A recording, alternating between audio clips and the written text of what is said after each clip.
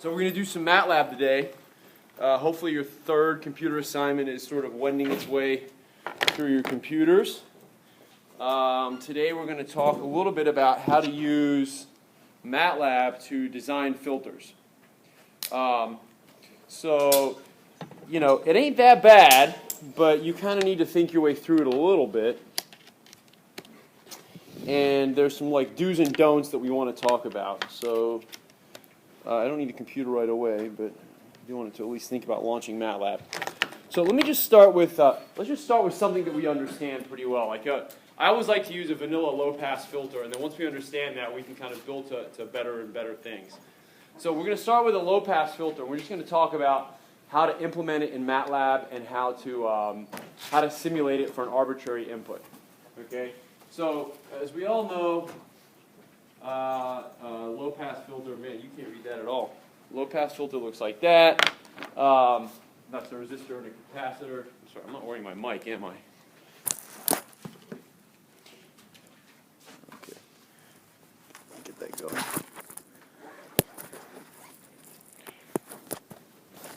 Yeah, that doesn't look ridiculous. You want to put it on like the side. No, that's cool. That's cool. Anything for science. How about that? It's good. All right.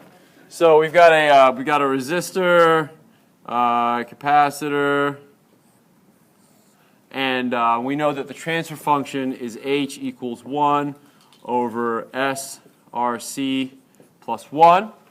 And as we spoke about on whatever the last class was, this means you have a pole at s equals -1 over RC, real plane, imaginary plane, S plane.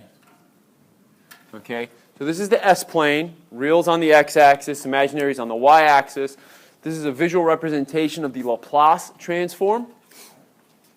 If I solve for values of S that make my denominator 0, I find that happens when S equals -1 over RC, and that's what I've plotted over here on the board. I put an X there. X is for poles. If I had a 0, if I had some term that made my numerator equal to 0, I would have put a little circle there at the corresponding frequency.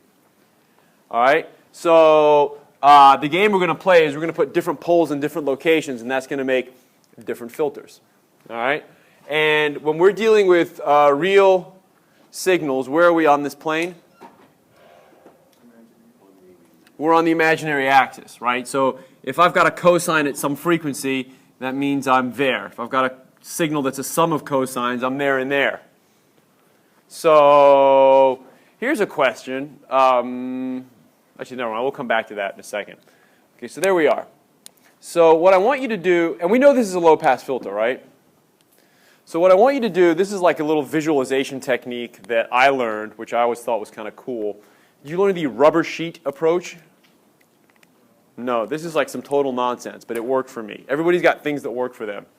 So what I want you to do is I want you to imagine there's a giant, like, you ever see those big event tents? We're making one of those, all right? And everywhere there's a pole, that means there's going to be one of those like big poles in the middle of the tent that holds the tent up, all right? So we've got a big top tent, you got a big pole here, and we're going to throw a rubber sheet on top of that, right? We're going to throw a roof on top of that. So what's going to happen, right? Well, the sheet is going to kind of like stick on top of the pole, and then everywhere else is just kind of draped down. You with me? Okay, so that's the name of the game. So then what we're going to do is we're going to stand here at the origin, and we're going to look up, and we're going to see how high is the ceiling above my head. You with me? Now, this is omega equals 0, the lowest frequency. And now I'm going to start looking at at cosines of higher and higher frequencies. So I'm going to start walking in this direction. As I start walking in that direction, what's going to happen to the height of the ceiling? It's going to get lower and lower and lower because I'm going to be moving further and further away from the pole. Okay, so in other words, what you're telling me is if I make a plot of height of ceiling versus frequency, I start high, and I get low. And there's your low-pass filter. Now here's a question. how would you expect my cutoff? And then from there you can figure out the cutoff frequency and so on. I'm just doing this in sort of hand-waving terms right now. If I were to move my pole closer to the axis, would that be a higher cutoff frequency or a lower cutoff frequency? I think lower. You will have to walk further, so it will be higher. It's actually going to be a lower cutoff frequency. Because if you're here, it's like the pole is further, it's further away, but that means you have to walk that much further away to see its effects. So in other words, it's holding up, it's sort of making like a broader tent, whereas here, you're right next to it. It's going to have a big effect right when you're next to it, but you're going to have to walk very far away in order for it to just fall off.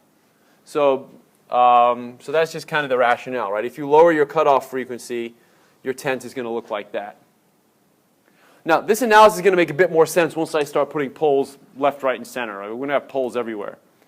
Where would be an awful place to have a pole? Next to another pole. No, that's okay. On the right-hand side of the plane. Well, for sure on the right-hand side, but even at the origin would be a bad place, but more specifically, anywhere on this imaginary axis, right? What if I had a pole here? What would be the height of what would be the height of the ceiling if I was standing right underneath that pole? It'd be infinite, right? The poles are infinite, right? So if I had a pole on the axis and I was standing at that frequency right under the axis, it'll go to infinity. That's bad, right? That means that's an unstable system. That means that you have a system that if you stimulate the circuit with a cosine at that frequency, the system's response will be infinite. What? Yeah, you can build that. It's not even that hard. Actually, on the signals exam, the circuits exam I'm about to give, we have an inductor and a capacitor, right? And no one's in. Wait, someone's in that class. Are you in that class? Someone's taking both classes. Hold on a minute. Are you taking that? Is it you? You can't take signals. Somebody, you're not supposed to, and somebody tried to game the system. Well, okay, we won't talk about that now. Okay. Hold on. Anyway, it is very easy to create a circuit like that doesn't have any resistance, so there's nothing to impede the current. So if you stimulate the circuit at with a cosine that's the natural frequency of the inductor and capacitor, then the current just keeps building and building and building, like it becomes resonant, and then eventually the output just blows up to infinity. So it's totally possible to do that. It's generally not a good thing, right? We don't want things that blow up when you just look at them, which is basically what that is. So generally speaking, it's usually good to keep your poles off the axis, and they always need to be on the left half plane. If you wind up with poles on the right half plane, your system's cooked. It's non-stable. What do I mean by a non-stable system? It's not that it's not linear. It's true that it's not linear, but it's even worse than that. It's predictable. It's just useless. But if you put an input in, it'll grow rather than it'll shrink. Yeah, there's some sort of understanding that if I take a circuit and put in a step, okay, that the system won't blow up. Like the output, it may oscillate, it may, have some sort of step, but it won't blow up to infinity. If you have a pole in the right half plane and you put a step, your output will do something like this. It will grow and then blow up to infinity.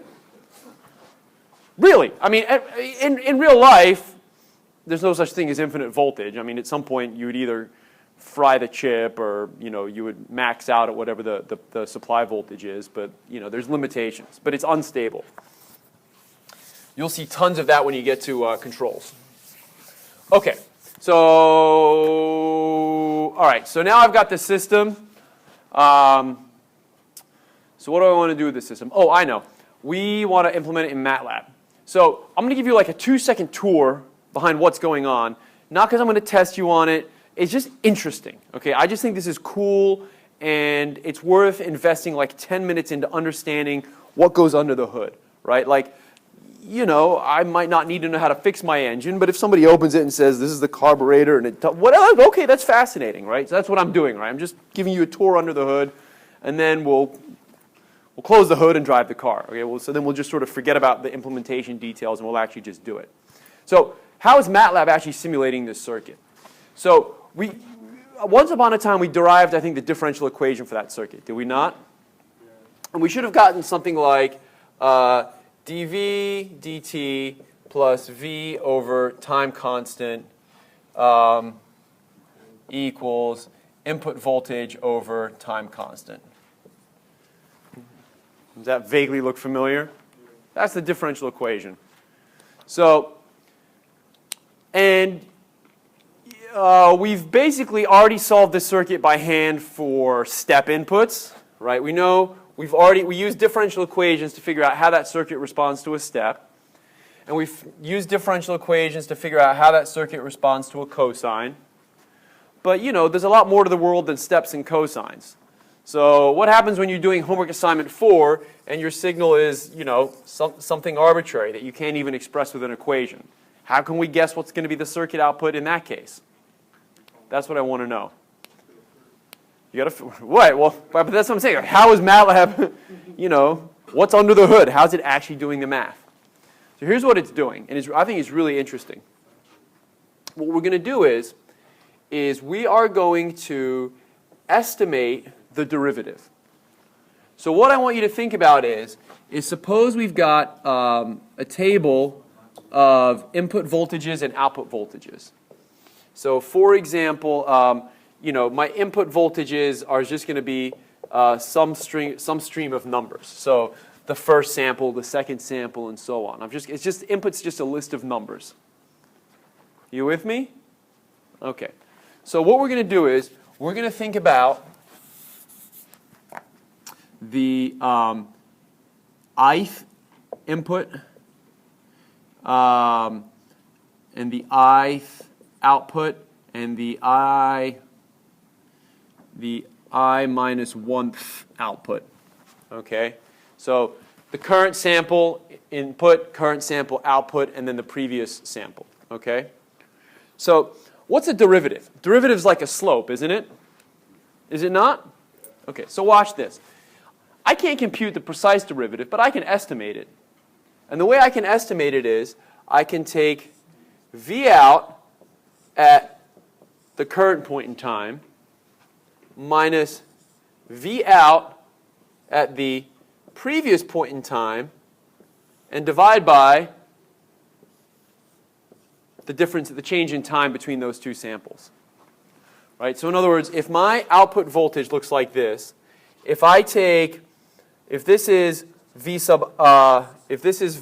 out of I minus 1, and this is V out of I, and the time between them is delta t, then the derivative is roughly the slope of that line. Roughly. Not exactly, but roughly. No, go right ahead. That's a good spot for that. Appreciate it. Yeah, glad I could help. All right, so can we agree on that? I mean, that's an okay assumption for an estimate for the slope. So the slope is the change in y over the change in x. So there's my derivative plus V out of I minus 1 over tau equals V in of I minus 1 over tau. So basically what you're doing is you're saying take the old point in time, the old output voltage, and then compute the derivative for the new voltage. And so basically I'm just sort of making an attempt at solving the differential equation. Now what's the last step I'm going to do? What am I going to solve for? V out at time I. So if I solve for this, I'm going to multiply through by delta tau, and then I'm going to bring this over here. So it's going to be V out at time I equals V out at time I minus 1 plus V out at time I minus 1 delta t over tau minus, no, hold on, I've lost a minus sign. Yeah, let me just clean up my board a little bit. That's a minus sign. And then it's going to be plus V in at time I minus 1 delta t over tau. Okay, who cares? Don't worry too much about the actual specifics of the equation. But look at the mechanics of the equation. Okay? So suppose I come along, the input signal is given, right? Because you're supplying the input signal. Are you not? Yeah. Okay. So, 1, 2, 7, 4, 8. So on. Okay, we need to provide an initial condition for the output voltage. Pick a number, it really doesn't matter. 0. So now look what happens. If I want to get V out for time 2, look what I have to do. It says V out at time 2 equals V out at times 1 minus V out at times 1 times some stuff, which I know, plus V in at time 1 times some stuff, which I know. So I know everything on the right-hand side of the equation. Do I not? Yeah. I know tau, because I supply that. That's part of the filter that I've defined. I know the delta t, because I generated the time signal. And I know the previous voltage, because I set that as the initial condition. So now I know everything I need to do to get V out at time 2. And once I've got V out at time 2, now I can solve for V out at time 3. Because V out at time 3 only depends on what happened at time 2. Wash, rinse, repeat. So it's iterative. You use time 0 to get time 1. You use time 1 to get time 2, and so on down the line.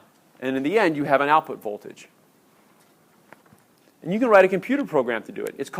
This is called the forward, I don't know if anyone's heard this before.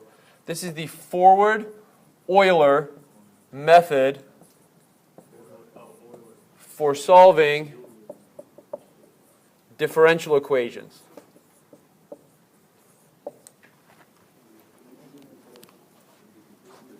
Yeah, you might have learned this in DiffEq. Right. And you can, a standard computer assignment would be to write Matlab code or write C code to actually implement it. But it turns out that Matlab being Matlab, it does it for you. Okay, it's got a module that does it. We're just going to learn how to use the module. But this is interesting. This is what's happening. Now, if you understand this, you can basically apply the same concept to any differential equation, right? It doesn't have to be V out over tau and V in over tau. It could be anything, right? Depending on what the system is. In fact, I could even give you a second derivative, and you could figure that out. Okay, there's a classic problem that we do in biomedical engineering where we solve for the membrane voltage of an electrically active cell, like a neuron, for example, and it consists of 4 interdependent first-order differential equations. All right, it's an awful mess, and you can't solve it by hand. But writing the code is actually not that bad. It's just you solve it iteratively using a differential equation solver. Okay, so that's basically the deal, right? It just iteratively solves it. It's pretty clean. So now, what's the limitation on getting a good result from this? There's one sort of key magic-y bit. Delta t. Right. All of this was based on the assumption that this expression here was a pretty good estimate of the instantaneous continuous time derivative. Is that true? Yeah. It depends on delta t, right? If my signal looks like this and my delta t is this far apart, that's not a good estimate of the derivative at either of those points. So as long as I make my delta t small, I'm good to go. And there's actually, believe it or not, it gets sophisticated quickly, right? The really good solvers can actually calculate for you how big your delta t needs to be. The really good ones can adjust it on the fly, right? They can be a part of the signal and they say, oh, this signal is changing really quickly here, right? I need a very small delta t. Then they can get to another part of the signal and they say, this is basically flat here. The signal's not changing. I can get away with a really big delta t. So it's, some of these really sophisticated algorithms will basically have a delta t that varies over the course of the actual solver solution. It's cool. There's like a whole thing, and you could spend a semester studying this. This is just kind of the what's under the hood moment. Okay, but basically this is what's happening in Matlab. All right, so let's try this. Let's actually see if we can make this work. So we're going to Matlabify this. Oh, I hit the help button. Now someone's going to come and help me. Exit.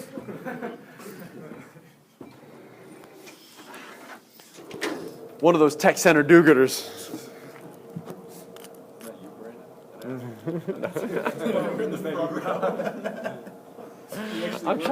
I know, as I'm pulling your legs, I know what I'm talking about. But you'll come after class, that's the thing. We come at 10:50. You need something? No, we got to figure it out. Thank you.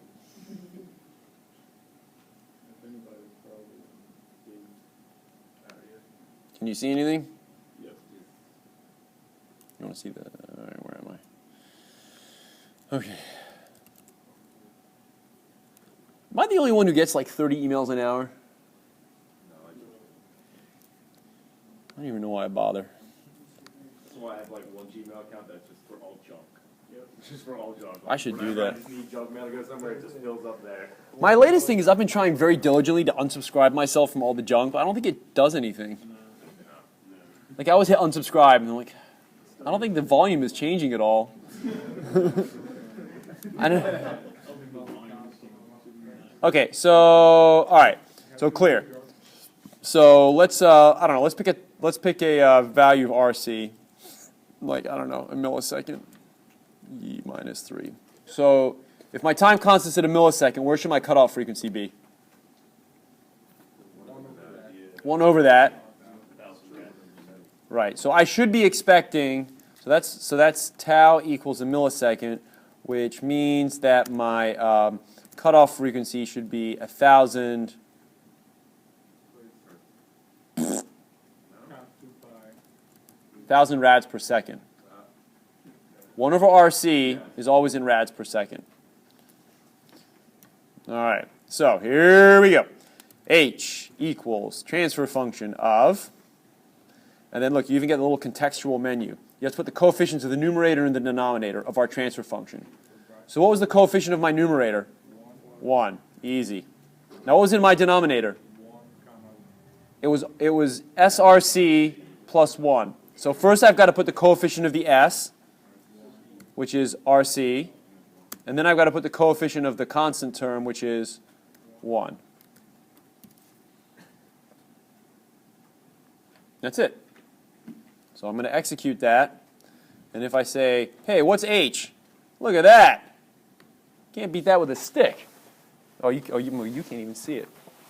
Oh, you can. Right. H equals 1 over RCS plus 1.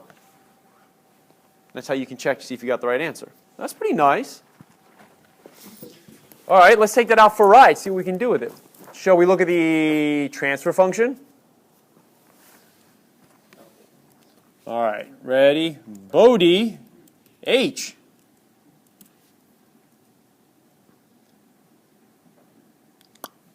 Have a nice day. Magnitude in the top plot, phase in the bottom plot. Let's go ahead and pop a grid on there. That's nice. Let's go ahead and make this line a little thicker so you can see it.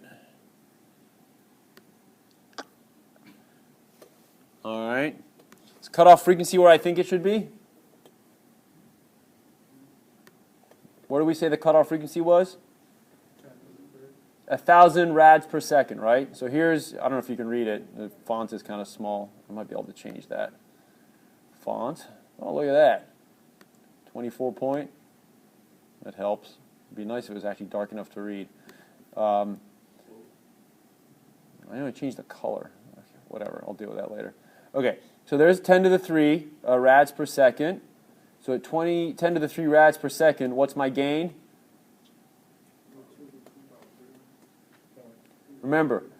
at low frequencies, I have a gain of 0 decibels. What's a gain of 0 decibels correspond to? A gain of what number? This is something we got to, we just have to be reminded of. Remember, dB equals 20 log base 10 of your gain. So if your gain is equal to 1, then your dBs is equal to 0. No, your gain can never really truly be 0. That's right. Your gain can be very, very small, but it can never be 0. And technically, this filter can never give you a 0 gain. Oh, no. What I meant is a 0 dB corresponds to what gain? So when you read this, you look at the y-axis, you say 0 dB. What does that mean? 0 dB means gain of 1, which means output is the same size as input. Now, at the cutoff, what happens at the cutoff frequency? By definition, the gain at the cutoff frequency is 1 over root 2. It's called the half power point. It's by definition. That's literally how we choose to define cutoff frequency is, I don't know, a bunch of engineers sat down one day and they said, hey, let's define the cutoff frequency to be the point at where it drops down to 1 over root 2 times whatever it is in the passband. What gain does that correspond to? Or what dBs? Negative 3 dB. 1 over root 2 is 0.707. Right? That's the relevance of the 0.707. But if you come here and you take 20 log 10 of 0.707, you get roughly, it's like negative 3.01, but no engineer cares that much. So at negative 3 dB. So is that what I'm seeing here? Am I getting negative 3 dB at 1,000 rads per second? Why don't I put a little data marker on there? Hey, look at me. Look at that. At 1 E3 rads per second, I'm getting negative 3.01 decibels. Okay, so that's good. Oh, snap, what did I do? Let's delete the data tip. Okay, let's see, what else do I need to know? What's the slope of this line? Did we learn that? Negative 20 decibels per decade. Anybody want to tell me what that means in English?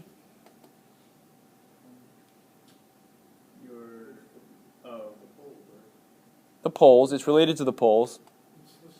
Yeah, it's the slope, right? So in other words, like at 1,000 rads per second, we were at negative 3, but we're pretty close to 0. Okay, at 10 to the 3. So if my slope is 20 dB per decade, what's a decade? Multiply by 10. That's the part that always screws people up. A decade means times it by 10. So if I'm at 10 to the 3 rads per second, what is 1 decade forward from there? 10 to the 4. So here's 10 to the 4. If my slope is negative 20 decibels per decade, and I started at roughly 0, where should I be at 10 to the 4? I should be 20 decibels below that. I should be at minus 20. And there I am. And if I go another decade, from 10 to the 4 to the 10 to the 5, I should drop another 20 dB from 20 to 40. And that's exactly what happened. I dropped from 20 to 40. So I have one pole, and my one pole forces a slope of negative 20 dB per decade. Good? I think it's good. I try. All right, so there you go. So there's the Bode plot. Here's some more party tricks you can do with this. You can say, hey, can I see the step response of H? Right? Beats doing it by hand. Okay, is my time constant roughly where it should be? My time constant was a millisecond, was it not? What does it mean to have a time constant of a millisecond? Nope, does not take a millisecond to charge up. Good guess. Yeah? It takes about 5 milliseconds to charge up. Right, so it means two things. You can interpret that time constant one of two ways. One way you can interpret it is, it takes about 5 time constants to fully charge. That's a rule of thumb. Some people say 4. Yes? Well, no, I thought it was something like actually like 99. Yeah, which is close enough. Right, exactly. If you take 5 time constants, you're like 99.5% of the way to being fully charged up. Mathematically, you can never reach 100%. But, so that's why we just say, look, 5 time constants, that's about it. So is that right? Is it basically fully charged after 5 time constants? Yep, here's 5, and then the multiplier is 10 to the minus 3. So in 5 milliseconds, it basically charged up all the way. The other interpretation is that after one time constant, it's about 63% of the way to its final value. And if you look at this at about one time constant, which would be 1 millisecond, I'm in the neighborhood of 63% of the way there. So that is at least consistent with the filter. So I like to do that because I like to at least make sure that it's doing what I think it should be doing. Okay, bah humbug. Step responses, we can do impulse responses if you care. Impulse of h, again, more party tricks, impress your friends and neighbors, no one cares. Now, what we really care about is, let's make an arbitrary input. So why don't we make a signal that's built out of two cosines, one that's in the pass band and one that's in the stop band, and then we'll filter it and see whether or not the pass band cosine stays and the stop band cosine gets kicked to the curb. Shall we do that? Okay. So, what's going to be the frequency of a pass band cosine? A cutoff was 1,000 rads per second. Something less than that. Something less than 1,000. So how about 100? Is that a good number? Okay. And how about for something in the stop band? 4,000. 4,000 will be definitely reduced. It won't be gone. It's not far enough from the cutoff frequency to be like totally disappeared. Let's try 4,000. I mean, whatever. We can mess with this. 10,000. We're gonna go back and once we write the code, it'll be trivial to just change the number and run it again. Okay. Now I need a time signal. So what range of time should I be looking at? Is 1 second a lot? Do I need 1 second? Do I need 10 seconds? 1 millisecond? How long should I run the simulation for? 10 milliseconds? How can I not guess? What's a strategy for coming up with a reasonable? Not the time constant. Let's say I want to do a simulation that shows me at least 10 periods of each cosine.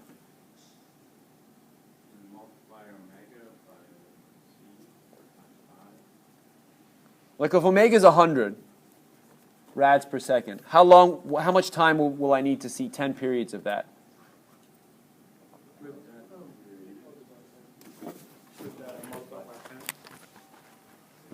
No. If omega is 100 rads per second, how long for 10 periods? Okay, good. Right. So what's the period of omega?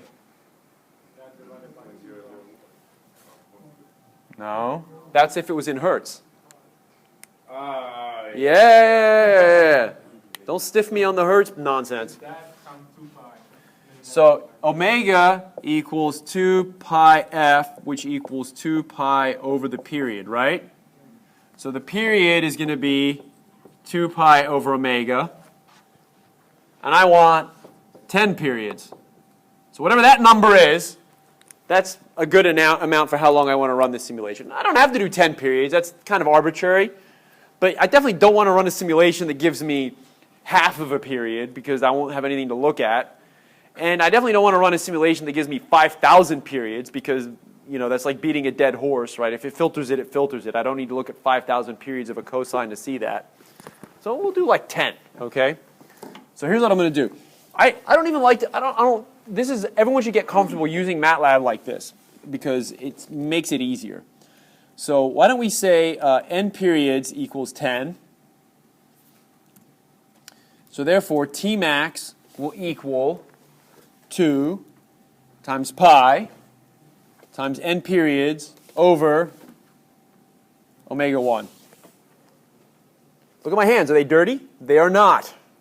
Okay? Make the computer do the dirty work. There's no reason to get out a calculator, figure out what that nonsense equals, and then type that number in with 8 decimal places. That would be getting your hands dirty for no good reason. Right?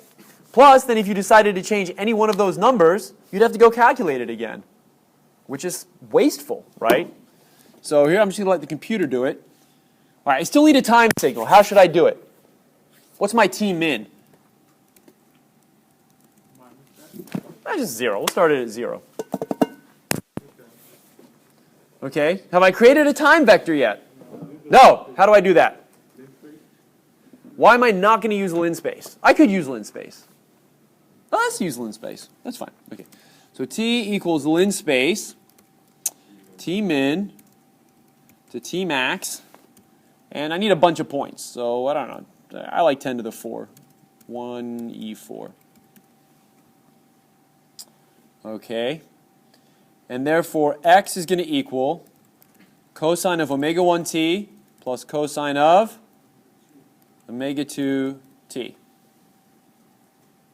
Let's try that. Plot t comma x. Oops.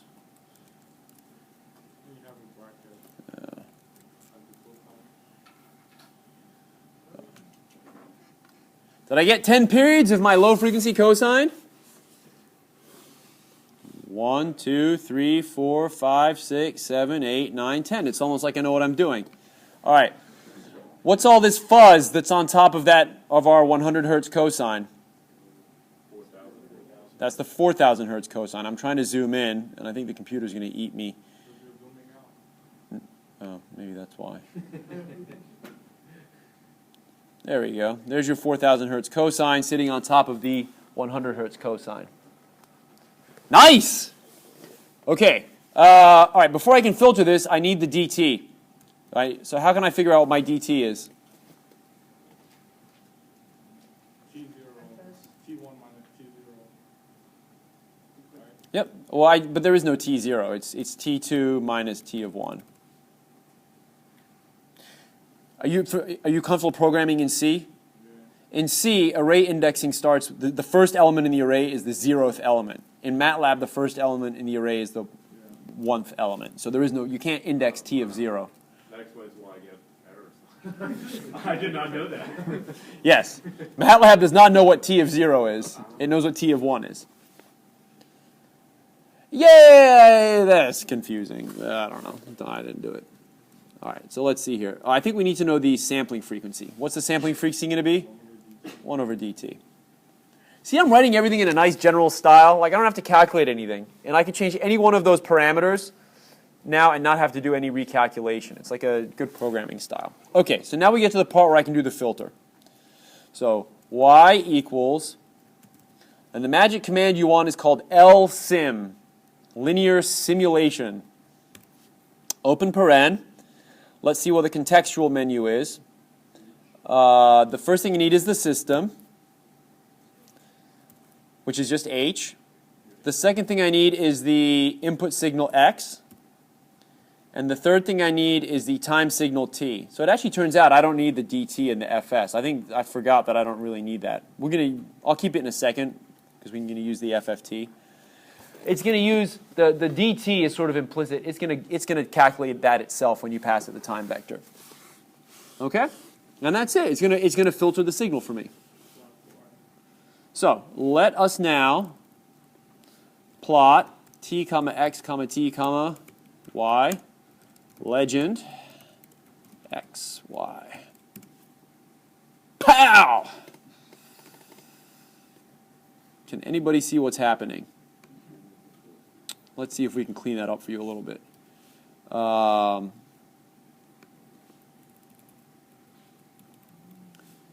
Line width 3. Okay. Walk me through what I'm looking at. The filtered cosine is the green one, and the input is the blue one. So is this what I expect to see? It didn't filter completely out. So the When we zoom in, you see if there's still some of this high frequency. Right. So first of all, did the 100 rads per second signal get affected? No, it's basically still there in full force. What did get affected? The 4,000. It got smaller, right? It didn't disappear, but it got smaller. All right? It didn't disappear because, a filter is not like some magic wand where it completely gets rid of everything below the cutoff frequency. It makes it smaller, but it doesn't make it totally smaller. So that's why I was saying if we had instead made my high frequency signal something like 10,000, that frequency would be further into the stop band. So if I run that simulation, now you can see that that high frequency signal gets filtered more because it's further in the stop band. What do you think? But wait, there's more. Okay, so what's the other way that I could analyze this nonsense to see if it works? In the frequency domain. Let's do the FFTs of both signals. So x comma f equals my FFT of x comma fs. And then y equals my FFT of y comma fs. And then let's see, figure 2, plot f comma, plot f comma absolute value of x, comma f comma absolute value of y, x lim 0 to, I don't know, 20,000. So let's just see, figure 1, clear figure. Huh.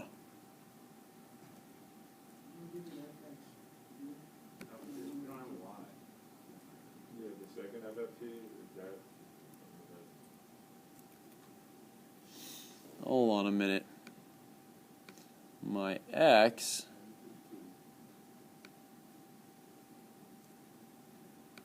because I'm a moron. That's really the problem. My frequency comes back in hertz. What I really want to do is plot it in radians per second, which is easy. I'm just going to say omega equals 2 pi f, and then I'll just plot it versus omega, and then I bet my frequencies will work out. There we go. All right, so let's look at my FFT.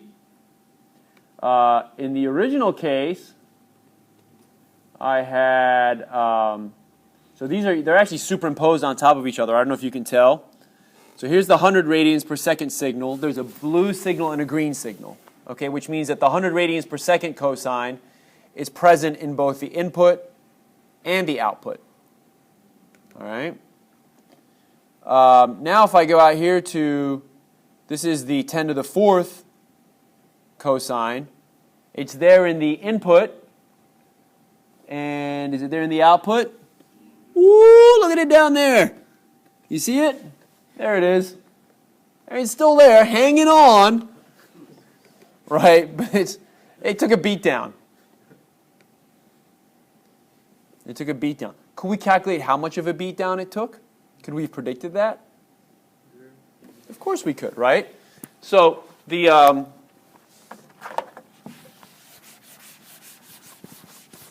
so we started with, so our transfer function was 1 over S RC, where RC was a millisecond. So it was S times 1 e minus 3 plus 1. Is that right? Okay. And right now we're stimulating it with omega equals 10,000. So what we've really got is 1 over, S is j omega, so j times 10k. 10k is what? 1 e4 times 1 e minus 3 plus 1. I'm literally just plugging numbers into the transfer function. It's j omega tau plus 1. That's a phasor, right? I can calculate that number. So this is, and it's actually not that bad. That's 1 over 1 plus, what's that going to equal? 10j. Now I'm lazy. I don't feel like calculating that by hand, so I'll use my calculator. My calculator happens to look like Matlab. So if I say 1 over 1 plus 10j, it gives me a number. And that number's got a magnitude and a phase. So if I take the magnitude of that number, okay, I get, what will I get? 0.0995. In a second, I'll tell you how I could have guessed that number without doing any math. Okay, but first of all, let's just see if that matches what I'm actually looking at. There's also a phase angle that goes with this, right? It's actually angle, I don't care about the phase angle. I'm just looking at the amplitude to see how much it's going to get shrinkened. I think I just said that. Okay, so let's see. My input amplitude was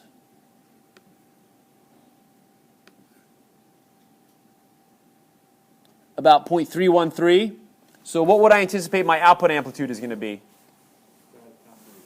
0.313 times 0.09. Hey, isn't 0.09 basically like 0.1?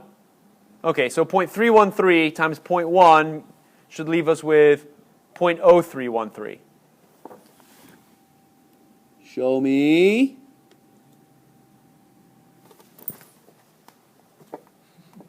Look at that. Look at that. As advertised. So it works. It works. So, as long as you can design, so now the trick, now we know how to implement it. As long as you can design your filter, you can implement it. And you can filter any signal you want. The trick now becomes designing your transfer function. Like if you want a high pass filter or a low pass or a band pass or a Chebyshev or whatever, and that's what we'll talk about on Monday. But how to actually make the filter? Now once you know H, you just, you shuffle a few things around and you just basically just redefine the transfer function. It works the same. Okay, in the 2 minutes I've got left, how could I have gotten this answer without any work? Not the half power, but close to it. My cutoff frequency is 1,000, right? I'm talking about a cosine at 10,000 rads per second. How many decades between them? 1 decade. 1 decade. So in 1 decade, my gain should have gone from about 0 dB to about minus 20 dB. Okay. Now here's the thing with dBs. We said 0 dB is a gain of 1. A gain of 10. What's a gain of 10? 20 log base 10 of a gain of 10 is 20. Every time you add 20 dB, it multiplies by 10. So a gain of 10 is 20 decibels. A gain of 100, a gain of 10 is 20 dB. A gain of 100 is 40 dB. A gain of 1,000 is 60 dB. Right? Every time you add 20 decibels, it multiplies by 10. Guess what happens when you subtract 20 decibels? Divide. So, you just told me to anticipate that my gain is negative 20 decibels. So if a gain of 0 decibels means multiply by 1, a gain of negative 20 decibels means multiply by a tenth of that. What's a tenth of 1? 0.1. Is that about what we had? You're welcome. Okay? If you get really good at it, okay, you can even do like some of the split cases. Like look, for example, what's a moment ago we had 4,000. If you can calculate, well, this one's probably a bit more work, but you can actually calculate how many decades between 4,000 and 1,000. Yeah, it's you basically just take log of 4,000 over 1,000. That will tell you the number of decades. You take that number, multiply it by 20, and you know where you are. Anyway. Okay, so come back on Monday, and we'll talk about how to design filters. Yeah, I'll post the code. Yeah, it may take me. I'm giving an exam in the next class, so I should have lots of free time.